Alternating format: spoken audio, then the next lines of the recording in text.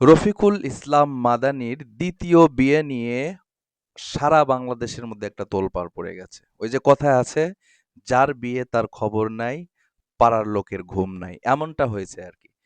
রফিকুল ইসলাম মাদানি দ্বিতীয় বিয়ে করেছে, বাংলাদেশের কিছু মানুষের ঘুম মানে নাই, এরকম অবস্থা তৈরি হয়েছে।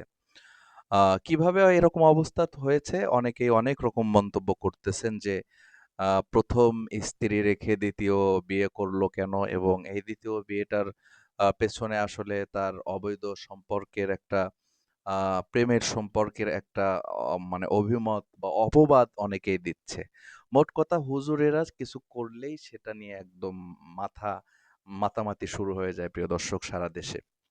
তো রফিকুল ইসলাম মাদানি বলেছেন যে, "আমি আমার আ প্রায় ১.৫ বছর আগ থেকে আমার ১ম স্ত্রীর কাছ থেকে অনুমতি নেওয়া হয়েছে এবং তার সাথে এ বিষয়ে মত বিনিময় করা হয়েছে। তার সম্মতিক্রমে আমি গুনাহ থেকে বাঁচতে আমি ২য় বিবাহে আবদ্ধ হয়েছি।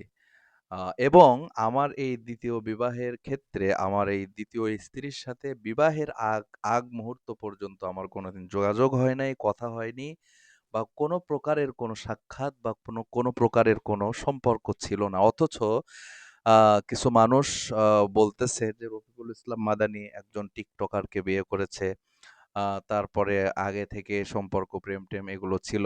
প্রিয় দর্শক, এগুলো একটা তহমত আর অপবাদ ছাড়া কিচ্ছু না। রফিকুল ইসলাম মাদানি বলেছেন যে, "আমি বিয়ে করেছি হালাল পন্থায় গুনাহ থেকে মুক্ত থাকার জন্য।" কিন্তু অনেকে আমাকে অপবাদ দিচ্ছে যে আমি টিকটকারকে বা আ মানে প্রেম করে বা সম্পর্কে জড়িয়ে আমি বিবাহ করেছি। এ সমস্ত কথা আ বানোয়াট এবং অপবাদ ছাড়া আর কিচ্ছু না। প্রিয় দর্শক, আমরা না জেনে না বুঝে একটা কথা বলে ফেলি হুট করে। হ্যাঁ, ২য় বিয়ে করেছে, এটা আমাদের সামাজিকতায় দেখতে আসলে কেমন লাগে। কিন্তু ইসলামে কিন্তু একাধিক বিয়ের আ বৈধতা রয়েছে, প্রিয় দর্শক।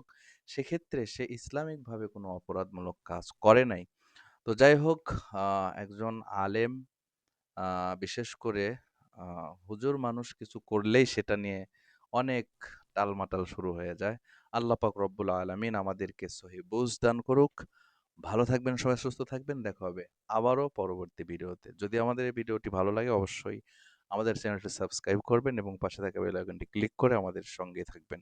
ভালো থাকেন। আসসালামু আলাইকুম ওয়া রাহমাতুল্লাহ।